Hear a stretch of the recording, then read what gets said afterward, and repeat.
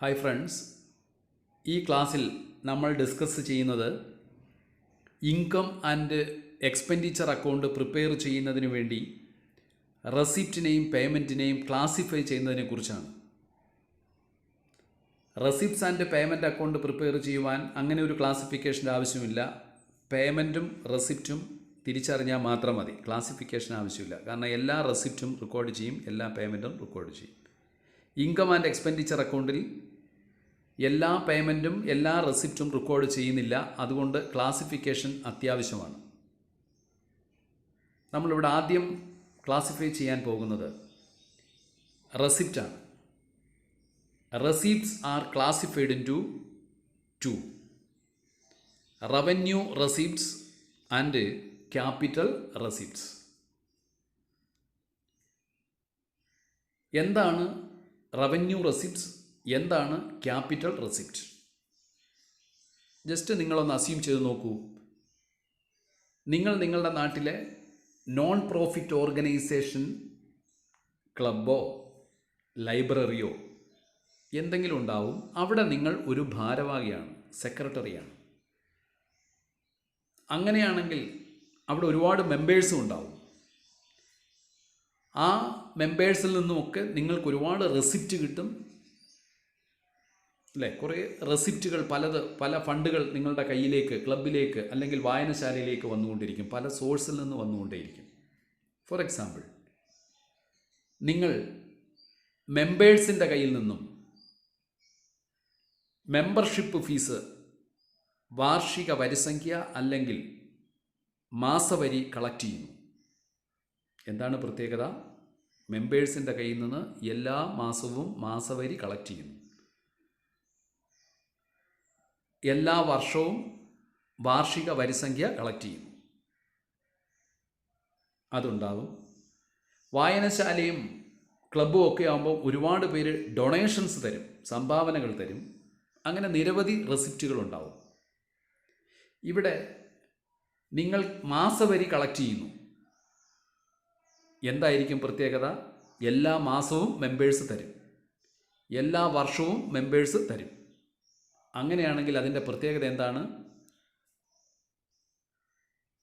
Recurring nature.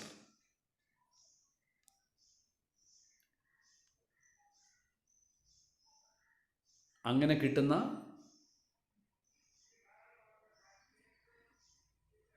മെമ്പേഴ്സിൻ്റെ കയ്യിൽ നിന്നും നിങ്ങൾ മാസം തോറും കളക്ട് ചെയ്ത് കിട്ടുന്ന വരിസംഖ്യ അല്ലെങ്കിൽ വർഷം തോറും കളക്ട് കിട്ടുന്ന വരിസംഖ്യ റെക്കറിംഗ് നേച്ചറാണ്. വീണ്ടും വീണ്ടും കിട്ടിക്കൊണ്ടേയിരിക്കും, റെഗുലറായി കിട്ടിക്കൊണ്ടേയിരിക്കും. അതാണ്. എന്നാൽ അതേ സ്ഥാനത്ത് ചില മെമ്പേഴ്സ് ലൈഫ് മെമ്പർഷിപ്പ് എടുക്കും. എന്താണ് പ്രത്യേകത? ആജീവനാന്ത മെമ്പർഷിപ്പാണ്. എന്നും അവർ അവിടെ മെമ്പറായിരിക്കും. എന്ത് കൊടുക്കേണ്ട? വാർഷിക വരിസംഖ്യയോ മാസവരിയോ കൊടുക്കേണ്ട കാര്യമില്ല. അവർ ലൈഫ് മെമ്പർഷിപ്പാണ് എടുത്തിരിക്കുന്നത്. അങ്ങനെയാണെങ്കിൽ ആ റെസിപ്റ്റിൻ്റെ പ്രത്യേകത എന്താണ്? Non recurring. മാസം തോറും തരുന്നതിൻ്റെ പ്രത്യേകത എന്താണ്? റെക്കറിംഗ്. ലൈഫ് മെമ്പർഷിപ്പ് ഫീ തന്നല്ലോ, അതിൻ്റെ പ്രത്യേകത എന്താണ്? Non recurring. അപ്പം ചില റെസിപ്റ്റുകൾ റെക്കറിംഗ് ആണ്, ചില റെസിപ്റ്റുകൾ നോൺ റെക്കറിംഗ് ആണ്. റെക്കറിംഗ് നേച്ചറുള്ള റെസിപ്റ്റുകളെ റവന്യൂ റെസിപ്റ്റ് എന്നും നോൺ റെക്കറിംഗ് ആയിട്ടുള്ള റെസിപ്റ്റുകളെ ക്യാപിറ്റൽ റെസിപ്റ്റ് എന്നും പറയുന്നു. എക്സാമ്പിൾ പറഞ്ഞു. റവന്യൂ റെസിപ്റ്റിൻ്റെ എക്സാമ്പിൾ ഒന്ന് എന്ത്? സബ്സ്ക്രിപ്ഷൻ, മാസവരി അല്ലെങ്കിൽ ആനുവൽ വരിസംഖ്യ. എന്താണ് പ്രത്യേകത? Recurring nature, subscription. Non recurring nature എന്ത്? ലൈഫ് മെമ്പർഷിപ്പ് ഫീസ്, ആജീവനാന്ത മെമ്പർഷിപ്പ്. റെക്കറിംഗ് ആണോ? അല്ല, ഒറ്റ തവണയെ കിട്ടൂ. അതുകൊണ്ട് നോൺ റെക്കറിംഗ് ആണ്. അത് ക്യാപിറ്റൽ റെസിപ്റ്റ്. റെക്കറിംഗ് നേച്ചറിലുള്ള റെസിപ്റ്റുകളെ റവന്യൂ റെസിപ്റ്റ് എന്ന് പറയുന്നു. Example subscription. നോൺ റെക്കറിംഗ് നേച്ചറിലുള്ള റെസിപ്റ്റുകളെ ക്യാപിറ്റൽ റെസിപ്റ്റ് എന്ന് പറയുന്നു. Example life membership fees. നമ്മളിത് ക്ലിയർ ചെയ്യാൻ പോകുന്നു. ഇനി 1-2 ഫീച്ചറുകൾ എഴുതി വെച്ചിട്ടുണ്ട്. റവന്യൂ റെസിപ്റ്റ് ജനറൽ പർപ്പസിന് വേണ്ടി കിട്ടുന്നവ. എല്ലാ റവന്യൂ റെസിപ്റ്റും എവിടെ കാണിക്കൂ? ഇൻകം ആൻഡ് എക്സ്പെൻഡിച്ചർ അക്കൗണ്ടിലെ കാണിക്കൂ. ക്യാപിറ്റൽ റെസിപ്റ്റിനകത്ത് എഴുതിയേക്ക് നോക്കൂ. സ്പെസിഫിക് പർപ്പസിന് വേണ്ടി കിട്ടുന്ന എല്ലാ റെസിപ്റ്റും ക്യാപിറ്റൽ റെസിപ്റ്റ് എവിടെയാണ് കാണിക്കുന്നത്? ബാലൻസ് ഷീറ്റിലാണ് കാണിക്കുന്നത്. ഒന്നുകിൽ അത് ലയബിലിറ്റിയെ വർദ്ധിപ്പിക്കും, അല്ലെങ്കിൽ അസറ്റിനെ റെഡ്യൂസ് ചെയ്യും. ഇത് നമ്മൾ ക്ലിയർ ചെയ്യും. നമുക്ക് അതിലേക്കാണ് പോകുന്നത്, ആ ക്ലാസിഫിക്കേഷനിലേക്കാണ് നമ്മൾ പോകുന്നത്. അതുപോലെ റവന്യൂ ലയബിലിറ്റിയെ വർദ്ധിപ്പിക്കുകയോ അസറ്റിനെ കുറയ്ക്കുകയില്ല. അത് നമ്മൾ വരും എക്സാമ്പിളിനകത്ത് ക്ലിയർ ചെയ്യും.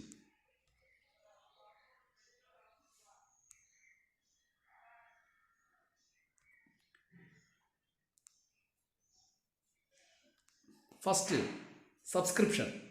ഞാനിപ്പോൾ പറഞ്ഞു സബ്സ്ക്രിപ്ഷൻ. എന്താണ് subscription? It is a main source of income.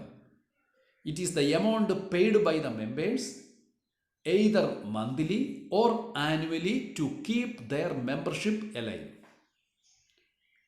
ഒരു വ്യക്തിയുടെ മെമ്പർഷിപ്പ് നിലനിർത്താൻ വേണ്ടി അയാൾ വർഷം തോറും അല്ലെങ്കിൽ മാസം തോറും കൊടുക്കുന്ന എമൗണ്ടിനെയാണ് സബ്സ്ക്രിപ്ഷൻ എന്ന് പറയുന്നത്. It is the amount paid by the members either monthly or annually to keep their membership alive. ഇത് അടച്ചില്ലെങ്കിൽ അവരെന്താവും? മെമ്പർ അല്ലാതെ ആകും. അപ്പോൾ മെമ്പർഷിപ്പ് നിലനിർത്തണമെങ്കിൽ മെമ്പർഷിപ്പ് ഫീസ് കൊടുക്കണം, സബ്സ്ക്രിപ്ഷൻ ആനുവൽ വരിസംഖ്യ കൊടുക്കണം, അല്ലെങ്കിൽ മന്ത്ലി ആയിട്ട് വരിസംഖ്യ കൊടുക്കണം. അതിനെയാണ് സബ്സ്ക്രിപ്ഷൻ എന്ന് പറയുന്നത്.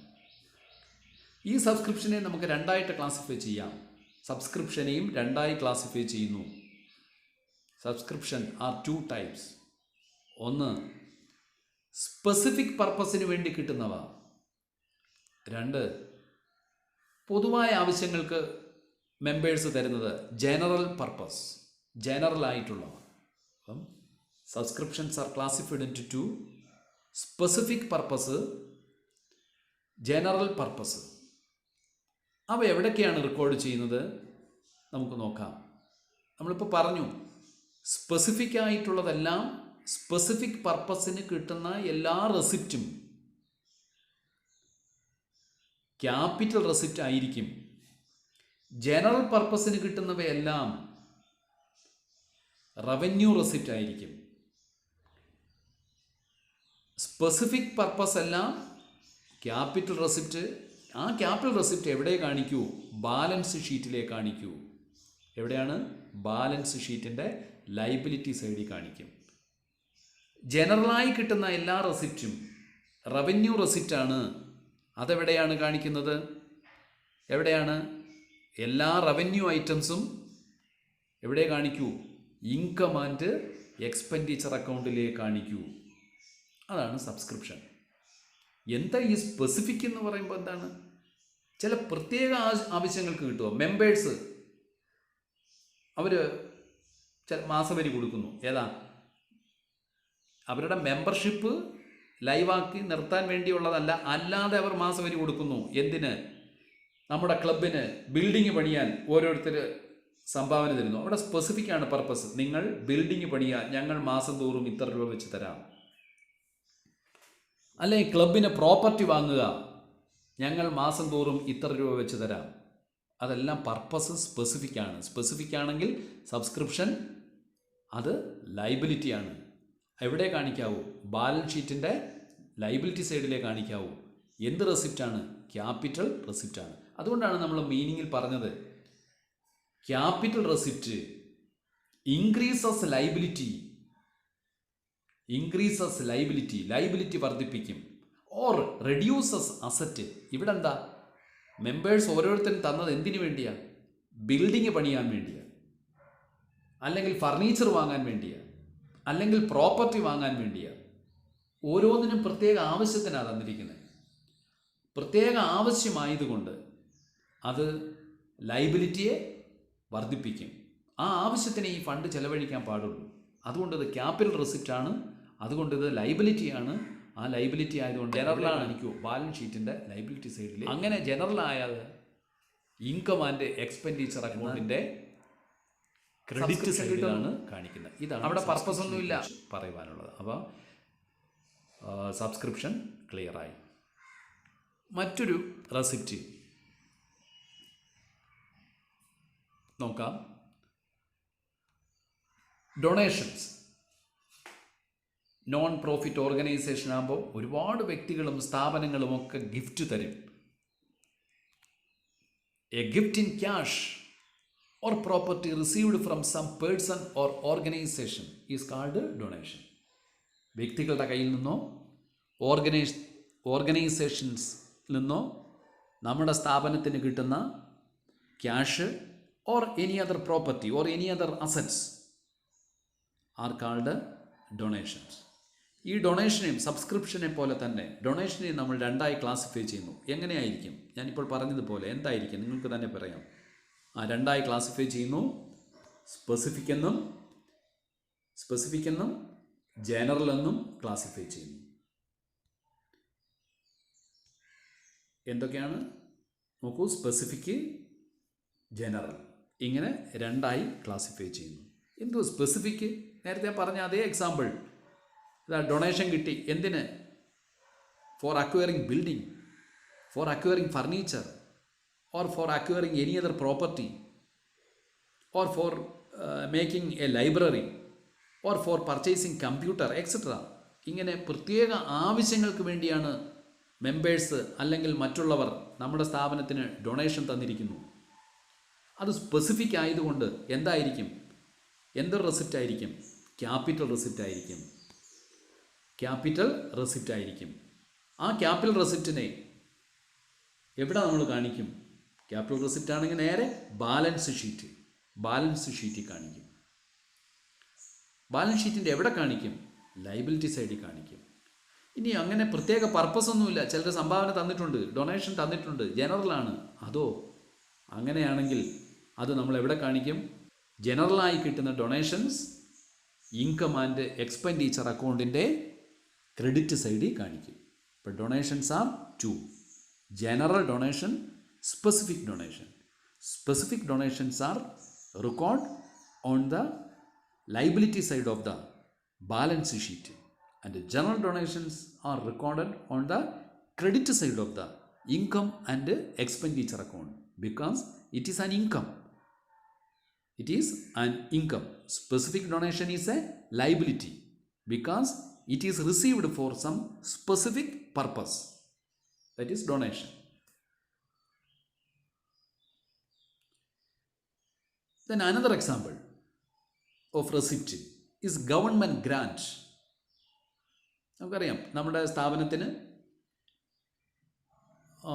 പല ഗ്രാൻറ്റുകൾ കിട്ടും. ഇപ്പോൾ ക്ലബ്ബ് ഗ്രാൻഡ് ഉണ്ട്, സ്കൂളുകൾ, കോളേജുകൾ, ഇവയ്ക്കൊക്കെ ഗവൺമെൻറ് ഗ്രാൻറ്റ് കൊടുക്കും, ഫണ്ട് കൊടുക്കും.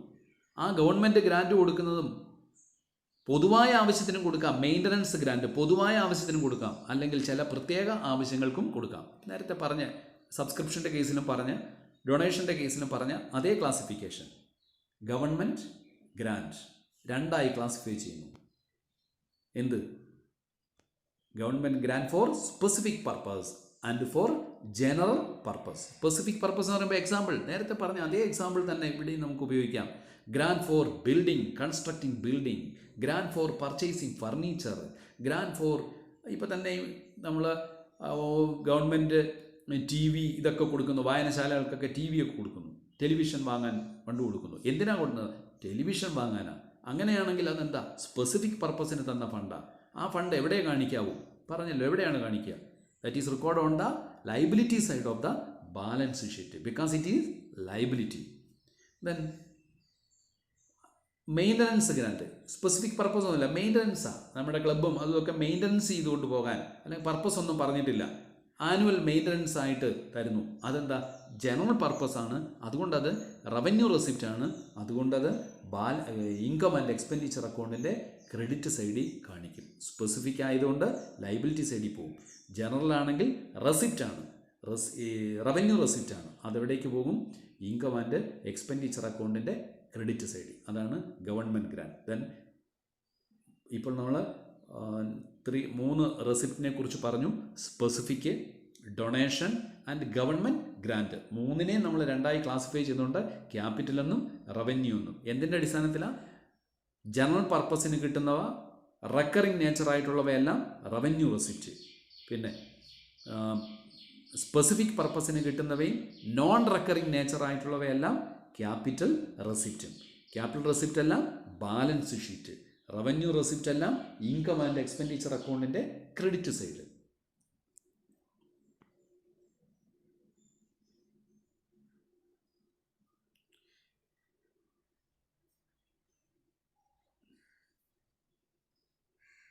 ദെൻ മറ്റൊരു റെസിപ്റ്റ് ലെഗസി.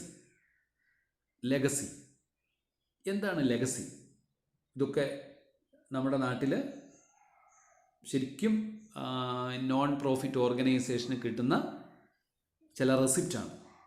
പ്രത്യേകിച്ച് പഴയ കാലത്ത് നമ്മുടെ നാട്ടിലെ പല ക്ലബ്ബുകളും പല വായനശാലകളും രൂപപ്പെട്ടത് പലരുടെയും സംഭാവനകൾ കൊണ്ടാണ്. വസ്തുവകകൾ, പ്രോപ്പർട്ടീസൊക്കെ കൊടുത്ത, പലരും ഡൊണേറ്റ് ചെയ്ത ലാൻഡ് പ്രോപ്പർട്ടിക്കകത്തൊക്കെയാണ് പല ക്ലബ്ബുകളും പ്രവർത്തിക്കുന്നത്. അത് നിങ്ങൾ നാട്ടിലൊക്കെ ഒന്ന് എൻക്വയറി ചെയ്താൽ മനസ്സിലാകും. അങ്ങനെ മരണപ്പെട്ടു പോയ വ്യക്തികളുടെ കയ്യിൽ നിന്നും അവരെഴുതി വച്ചിരിക്കുന്ന വിൽപ്പത്രപ്രകാരം നോൺ പ്രോഫിറ്റ് ഓർഗനൈസേഷൻസിന് കിട്ടുന്ന പ്രോപ്പർട്ടിയോ അല്ലെങ്കിൽ മറ്റെന്തെങ്കിലും ഫണ്ടുകളെയോ അതിനെയാണ് ലെഗസി എന്ന് പറയുന്നത്. അത്രയേ ഉള്ളൂ, അതിനകത്ത് മനസ്സിലാക്കാൻ ഇതേ ഉള്ളൂ. മരണപ്പെട്ടു പോയ വ്യക്തി, ഡിസീസഡ് പേഴ്സൺ, അവരുടെ വിൽപ്പത്രപ്രകാരം ആസ് പെർ ദ വിൽ അതനുസരിച്ച് നമുക്ക് കിട്ടുന്ന റെസിപ്റ്റുകളെയാണ് ലെഗസി എന്ന് പറയുന്നത്. The fund received, the amount received or the property received എന്ത് പ്രകാരം? As per the will of a deceased person is called legacy. എത്രയേ ഉള്ളൂ. എന്താണിത്? ഇതെന്നും കിട്ടും. നോൺ റെക്കറിങ് ആണ്. നോൺ റെക്കറിങ് ആണ്. അതുകൊണ്ട് ഇത് എവിടെ പോകും? ബാലൻസ് ഷീറ്റിൻ്റെ ലയബിലിറ്റി സൈഡിൽ പോകും. എന്തുകൊണ്ട്? ക്യാപിറ്റൽ റെസിപ്റ്റ് ആയതുകൊണ്ട്. അപ്പോൾ ഇത് ഒരിക്കലും റവന്യൂ റെസിപ്റ്റ് അല്ല, ക്യാപിറ്റൽ റെസിപ്റ്റ് ആണ്, നോൺ റെക്കറിങ് ആണ്. അതുകൊണ്ട് ഇത് എവിടെ കാണിക്കുന്നു? ബാലൻസ് ഷീറ്റിൻ്റെ ലയബിലിറ്റി സൈഡിൽ കാണിക്കുന്നു. Legacy. It is the amount received by the not-for-profit organization as per the will of a deceased person. It is shown on the debit side of the receipts and payment account. It should be capitalized being an item of non-recurring nature and should be shown on the liability side of the balance sheet. അതാണ് legacy. Receipts and payment അക്കൗണ്ടിൻ്റെ എവിടെയായിരിക്കും ഇത്? Receipts and payment അക്കൗണ്ടിൻ്റെ debit side. അതാണല്ലോ receipt side എന്ന് പറയുന്നത്. ആ receipt സൈഡിൽ നിന്നാണ് നമ്മളിത് ആദ്യം റെക്കോർഡ് ചെയ്യുന്നത്. പിന്നീട് അത് എവിടേക്ക് പോകും? ഇൻകം ആൻഡ് എക്സ്പെൻഡിച്ചർ അക്കൗണ്ടിലല്ല പോകുന്നത്, പകരം ബാലൻസ് ഷീറ്റിൻ്റെ ലയബിലിറ്റി സൈഡിലേക്ക് പോകും. ലയബിലിറ്റി സൈഡിൽ നമ്മളത് ലെഗസി എഴുതി കാണിക്കും. കാരണം capital receipt.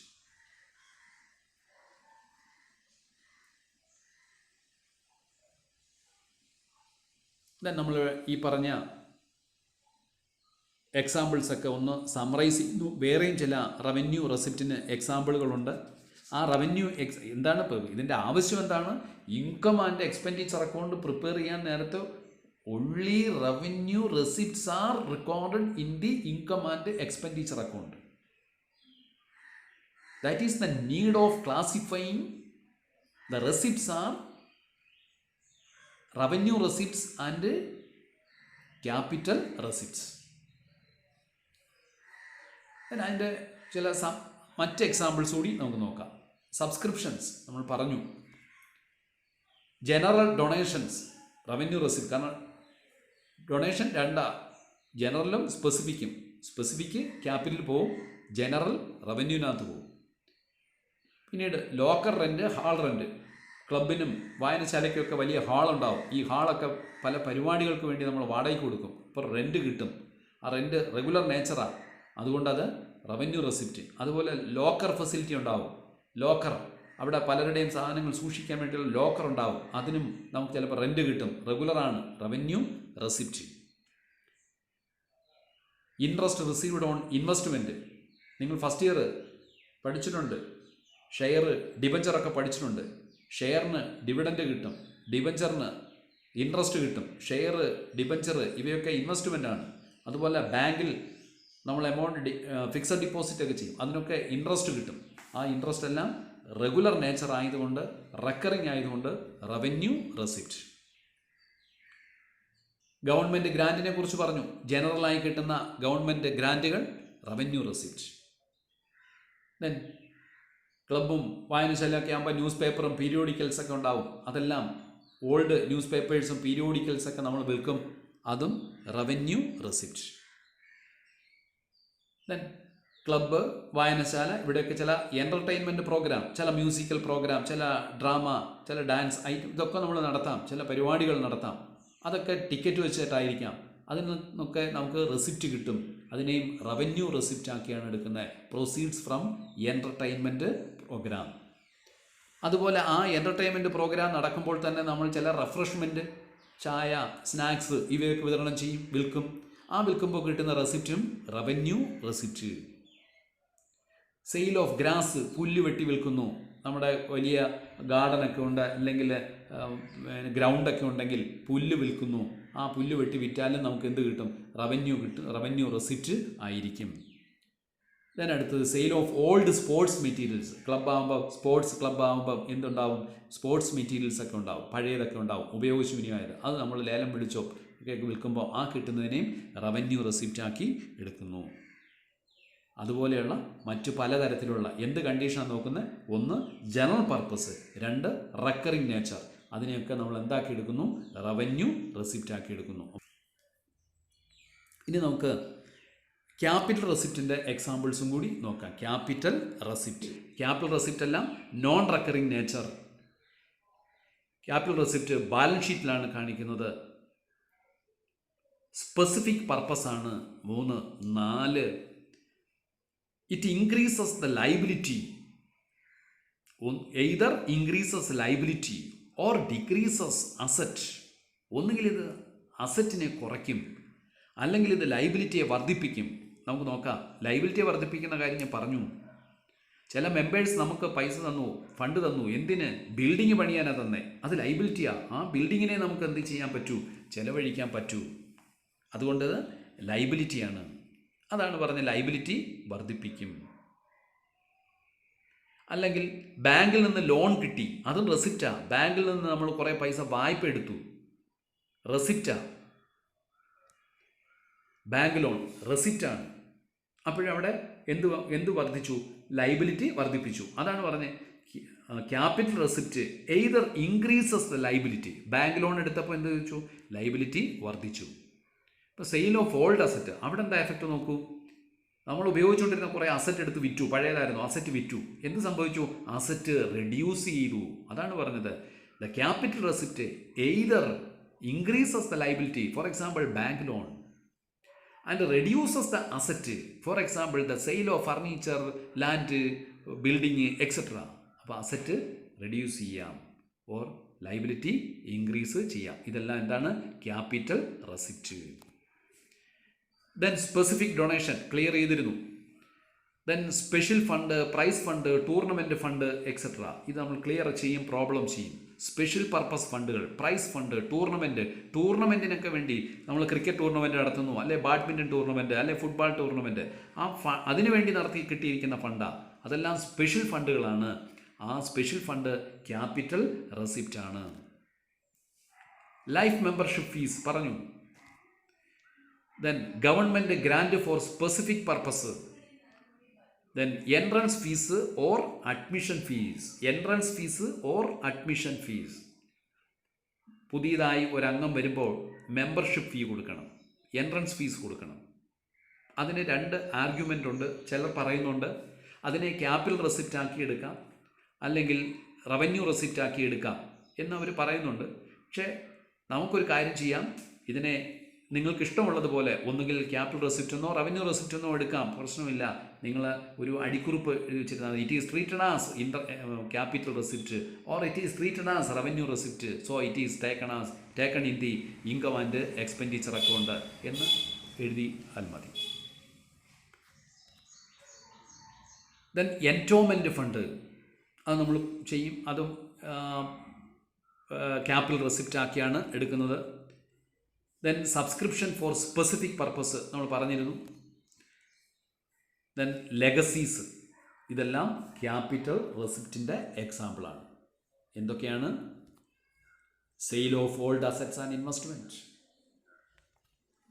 Then bank loan, specific donation, special fund, prize fund, tournament fund, etcetera, life membership fees, government grant for specific purpose, entrance fees, admission fees, then endowment fund, subscription for specific purpose, legacies, ഇവയെല്ലാം capital റെസിപ്റ്റ്സിൻ്റെ എക്സാമ്പിൾസാണ്. ഇതാണ് റെസിപ്റ്റിനെ നമ്മൾ classify ചെയ്യുന്നത്. Summarise ചെയ്യുന്നു. Receipts are classified into two: revenue and capital receipt. Revenue receipts are recurring nature. It is for general purpose and it is shown in the income side of the income and expenditure account. It neither increases liability nor decreases assets. Then capital receipts are non-recurring nature. It is shown in the liability side of the balance sheet. It is specific purpose. It either increases the liability or reduces the asset. All revenue receipts are taken on the credit side of the income and expenditure account because it is income, and all capital receipts are taken on the liability side of the balance sheet, not taken in the income and expenditure account. So it is essential for the classification of receipts into capital and revenue.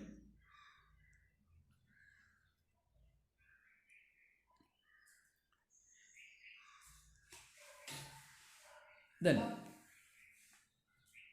ഇനി നമ്മൾ discuss ചെയ്യാൻ പോകുന്നത്, നമ്മൾ നേരത്തെ പറഞ്ഞ റെസിപ്റ്റാണ്. ഇനി പറയാൻ പോകുന്നത് പേയ്മെൻറ്റ്സ് ആണ്. എന്തായിരിക്കും classification? Capital payments and revenue payments. Receipt പോലെ capital and revenue. The payments are classified into two: capital and revenue. ഇനി ബാക്കി നിങ്ങൾക്ക് പറയാം. ക്യാപിറ്റൽ ആണെങ്കിൽ എന്തായിരിക്കും പ്രത്യേകത, റവന്യൂ ആണെങ്കിൽ എന്തായിരിക്കും പ്രത്യേകത, അല്ലെങ്കിൽ ക്യാപിറ്റൽ ഒരു പേയ്മെൻറ്റ്സിനെ ക്യാപിറ്റൽ എന്ന് എങ്ങനെ ഐഡൻറ്റിഫൈ ചെയ്യാം, എന്തടിസ്ഥാനത്തിൽ ഐഡൻറ്റിഫൈ ചെയ്യാം, റവന്യൂവിനെ എന്തടിസ്ഥാനത്തിൽ നമുക്ക് ഐഡൻറ്റിഫൈ ചെയ്യാം. റെസിപ്റ്റിന് പറഞ്ഞ അതേ ഫീച്ചർ ഒക്കെ തന്നെയാണ്. എന്താണ് ക്യാപിറ്റലിനകത്ത് പറഞ്ഞ്? നോൺ റെക്കറിങ് നേച്ചറാണ്. ഇതിൻ്റെ ബെനിഫിറ്റ് ലോങ് ഇയേഴ്സിൽ കിട്ടും. ബാലൻസ് ഷീറ്റിലാണ് കാണിക്കുന്നത്.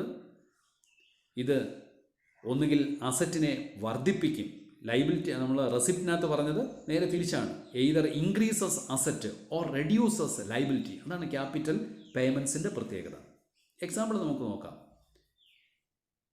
Purchase of land, purchase of furniture, purchase of computer, vehicle, etcetera. എന്താണ് സംഭവിച്ചത്? എപ്പോഴും ലാൻഡ് മേടിച്ചു? ഇല്ല, നോൺ റെക്കറിങ് ആണ്. ലാൻഡ് മേടിച്ചു, benefit will get for long years. എവിടെയാണ് എല്ലാ അസറ്റ്, ഏത് അസറ്റ്, ഫിക്സഡ് അസറ്റ് വാങ്ങിയാലും എവിടെയാണ് കാണിക്കുക? അസറ്റ് എവിടെയാണ് കാണിക്കുന്നത്? ബാലൻസ് ഷീറ്റിലാണ് കാണിക്കുന്നത്. അസറ്റ് അല്ലേ വാങ്ങിയത്? ഫിക്സഡ് അസറ്റ് വാങ്ങി, എന്ത് വർദ്ധിപ്പിച്ചു? അസറ്റ് ഇൻക്രീസ് ചെയ്തില്ലേ? അതാ ഇൻക്രീസ് അസറ്റ്സ്. അതുകൊണ്ടാണ് പറഞ്ഞത് the capital receipts payments R non-recurring nature. Its benefit will get for long years. It is shown in the balance sheet. It increases assets or reduces liability. അങ്ങനെയാണെങ്കിൽ revenue ഇതിൻ്റെ opposite എന്തായിരിക്കും? Recurring nature, benefit only 1 year. For example, payment of salary. നിങ്ങളുടെ ക്ലബിൽ ഒരു സ്റ്റാഫുണ്ട്, ഒരു ക്ലർക്കുണ്ട്. ആ ക്ലർക്കിന് എല്ലാ മാസവും ക്ലർക്കിന് എന്ത് കൊടുക്കണം? സാലറി കൊടുക്കണം. എന്താണ്? റെക്കറിങ് അല്ലേ? ബെനിഫിറ്റ് എപ്പോൾ കിട്ടും? ഉടനെ കിട്ടും. ഇമ്മീഡിയറ്റ് ബെനിഫിറ്റാണ്. അപ്പോൾ അതുകൊണ്ട് റവന്യൂ റെസിപ്റ്റാണ്. ക്യാപിറ്റലിനകത്തോ the benefit will get for long years. So അതുകൊണ്ട് ക്യാപിറ്റൽ റെസിപ്റ്റാണ്. എവിടെയാണ് കാണിക്കേണ്ടത്? റവന്യൂ പേയ്മെൻറ്റ്സ് എല്ലാം ഇൻകം ആൻഡ് എക്സ്പെൻഡിച്ചർ അക്കൗണ്ടിലാണ് കാണിക്കേണ്ടത്. ഇൻകം ആൻഡ് എക്സ്പെൻഡിച്ചർ അക്കൗണ്ടിൻ്റെ എവിടെ കാണിക്കും? ഡെബിറ്റ് സൈഡിൽ. എന്താണ്? എക്സ്പെൻസ് ആണ്. പേയ്മെൻറ്റ് സൈഡിൽ, ഡെബിറ്റ് സൈഡിൽ കാണിക്കും. അപ്പോൾ capital receipt, capital payments, revenue പേയ്മെൻറ്റ്സിനെ ക്ലാസിഫൈ ചെയ്തു. നമ്മളതിൻ്റെ എക്സാമ്പിൾ ഒന്ന് സമ്മറൈസ് ചെയ്യാം. ക്യാപിറ്റൽ പേയ്മെൻറ്റ്സിൻ്റെ എക്സാമ്പിൾ നോക്കൂ. Purchase of fixed assets and investment, repayment of loan, fixed deposits, purchase of books, ഇവയൊക്കെ ക്യാപിറ്റൽ പേയ്മെൻറ്റ്സിൻ്റെ എക്സാമ്പിളാണ്. ഇവയെല്ലാം നോക്കൂ, നോൺ റെക്കറിംഗ് ആണ്. എപ്പോഴും ഫിക്സഡ് അസറ്റ് വാങ്ങുമോ? എപ്പോഴും ഷെയറും ഡിബഞ്ചറും വാങ്ങുമോ? ഇല്ല. അതെല്ലാം ക്യാപിറ്റൽ പേയ്മെൻറ്റാണ്, നോൺ റെക്കറിംഗ് ആണ്. ഫിക്സഡ് അസറ്റ് വാങ്ങിയപ്പോൾ എന്ത് വർദ്ധിച്ചു? അസറ്റ് വർദ്ധിച്ചില്ലേ? ഇൻവെസ്റ്റ്മെൻറ്റ് വാങ്ങിയപ്പോൾ എന്ത് വർദ്ധിച്ചു? അസറ്റ് വർദ്ധിച്ചില്ലേ? അതുകൊണ്ട് അസറ്റ് വർദ്ധിക്കും. റീപേയ്മെൻറ്റ് ഓഫ് ലോൺ, നമ്മൾ ബാങ്കിൽ നിന്ന് ലോൺ എടുത്തിരുന്നു, അത് തിരിച്ചടച്ചു. അപ്പോൾ എന്ത് സംഭവിച്ചു? ലൈബിലിറ്റി ഡിക്രീസ് ചെയ്തു. അതുകൊണ്ടാണ് പറഞ്ഞത് ക്യാപിറ്റൽ പേയ്മെൻറ്റ് ഒന്നുകിൽ ലൈബിലിറ്റിയെ ഡിക്രീസ് ചെയ്യിക്കും, അല്ലെങ്കിൽ അസറ്റ് ഇൻക്രീസ് ചെയ്യും എന്ന് പറഞ്ഞത്. അതുപോലെ fixed deposits, purchase of books four library etcetera, ഇതെല്ലാം ക്യാപിറ്റൽ പേയ്മെൻറ്റ്സുകളാണ്. അപ്പോൾ ക്യാപിറ്റൽ പേയ്മെൻറ്റ്സ്. ദെൻ അതുപോലെ തന്നെയാണ് ലോണിൻ്റെ കാര്യം ക്ലിയർ ആയല്ലോ. ഫിക്സഡ് ഡിപ്പോസിറ്റ്, അതുപോലെ പർച്ചേസ് ഓഫ് ബുക്സ്, ഇതൊക്കെ എന്താണ്? ക്യാപിറ്റൽ പേയ്മെൻറ്റ്സിൻ്റെ എക്സാമ്പിൾസ്. അതുപോലെ നമുക്ക് റവന്യൂ പേയ്മെൻറ്റ്സിൻ്റെ എക്സാമ്പിൾ പരിശോധിക്കാം. ഇനി നമുക്ക് റവന്യൂ പേയ്മെൻറ്റ്സിൻ്റെ എക്സാമ്പിൾസ് കൂടി ഒന്ന് കൺക്ലൂഡ് ചെയ്യാം. നിങ്ങൾ കഴിഞ്ഞ വർഷം first year trading and profit and loss അക്കൗണ്ടിനകത്ത് കണ്ട ഐറ്റവുമായി ഒരു പരിചയമില്ലേ ഇത്? Wages, salaries, insurance, rent, postage, interest on loan, repairs, electricity charges etcetera, ഇതെല്ലാം റവന്യൂ പേയ്മെൻറ്റ്സിൻ്റെ എക്സാമ്പിളാണ്. അതുപോലെ സ്റ്റേഷനറി കൺസ്യൂംഡ്, നമുക്കത് പ്രോബ്ലം ഉണ്ട്, അത് നമ്മൾ ചെയ്യുമ്പോൾ കുറച്ചുകൂടി അത് ക്ലിയർ ചെയ്യും. Next sports materials consumed, next depreciation, taxes, honorarium etcetera, ഇതെല്ലാം റവന്യൂ പേയ്മെൻറ്റ്സിനകത്ത് വരുന്നതാണ്. ഈ revenue payments income and expenditure അക്കൗണ്ടിൽ ഡെബിറ്റ് ചെയ്യുന്ന ഐറ്റവുമാണ്. കാരണം ഇതെല്ലാം റെക്കറിംഗ് നേച്ചറാണ്, ജനറൽ പർപ്പസ്, ജനറൽ ഇതാണ്. ഇതിൻ്റെ എല്ലാം ബെനിഫിറ്റ് ഇമ്മീഡിയറ്റായി കിട്ടുന്നതാണ്. അതുകൊണ്ട് ഇതെല്ലാം ഇൻകം ആൻഡ് എക്സ്പെൻഡിച്ചർ അക്കൗണ്ടിൻ്റെ ഡെബിറ്റ് സൈഡിൽ എക്സ്പെൻസായി കാണിക്കുന്നു. ഇതിൽ ഒരു ഐറ്റം നിങ്ങൾക്ക് ചിലപ്പോൾ പരിചയം കാണില്ല, ഓണറേറിയം. അത് എന്താണ് എന്ന് നമുക്കൊന്ന് നോക്കി കൺക്ലൂഡ് ചെയ്യാം. നോക്കൂ, ഓണറേറിയം എന്താണ്? Honorarium, it is the amount paid to the person who is not the regular employee of the institution. ഒരു നോൺ പ്രോഫിറ്റ് ഓർഗനൈസേഷൻ്റെ അവിടുത്തെ ഒരു ഭാരവാഹിക്ക്, ഉദാഹരണം സെക്രട്ടറി അല്ലെങ്കിൽ ട്രഷറർ അല്ലെങ്കിൽ പ്രസിഡൻറ്റ്, അവിടുത്തെ ഓഫീസ് കാര്യങ്ങളെ അത്യാവശ്യം ഹെൽപ്പ് ചെയ്യുന്നതിന് അയാൾക്ക് കൊടുക്കുന്ന ഒരു ഫീസ്. അയാൾ ഒരിക്കലും അവിടുത്തെ സ്ഥിരം എംപ്ലോയി അല്ല. ഒരു സ്ഥിരം എംപ്ലോയി ആണെങ്കിൽ അയാൾക്ക് കൊടുക്കുന്ന ഫീസിനെ, റെമ്യൂണറേഷനെ നമ്മൾ പറയുന്നത് സാലറി എന്ന് പറയും.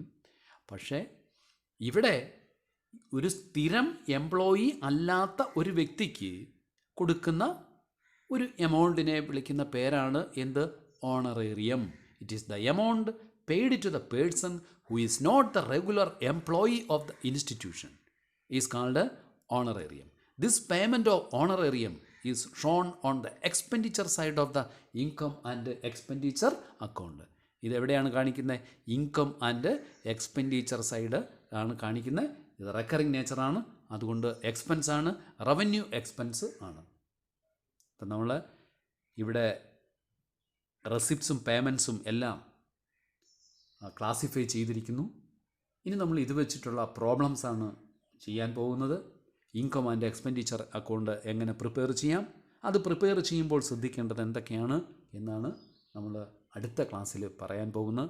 അതിനു മുമ്പ് നിങ്ങളിത് വ്യക്തമായി കേട്ട് റെസിപ്റ്റ്സും പേയ്മെൻറ്റ്സും ഒക്കെ മനസ്സിലാക്കുകയും അതിൻ്റെ എക്സാമ്പിൾസും ഒക്കെ ക്ലിയർ ചെയ്ത് വയ്ക്കുകയും ചെയ്യുക. നമ്മൾ ടെലിഗ്രാമിലൂടെ ഇതിൻ്റെ ഇവാലുവേഷൻ നടത്തും. ഇതുമായി ബന്ധപ്പെട്ട കുറച്ച് ക്വസ്റ്റ്യൻ വെച്ച് ഇവാലുവേഷൻ നടത്തും. അതുകൊണ്ട് ക്ലിയറായി എല്ലാം കേൾക്കുക, പഴയതൊക്കെ എടുത്ത് ഒന്നുകൂടി റിവൈസ് ചെയ്യുക. ഓക്കെ, അപ്പോൾ നമുക്ക് അടുത്ത ക്ലാസ്സിൽ വീണ്ടും കാണാം. Thank you.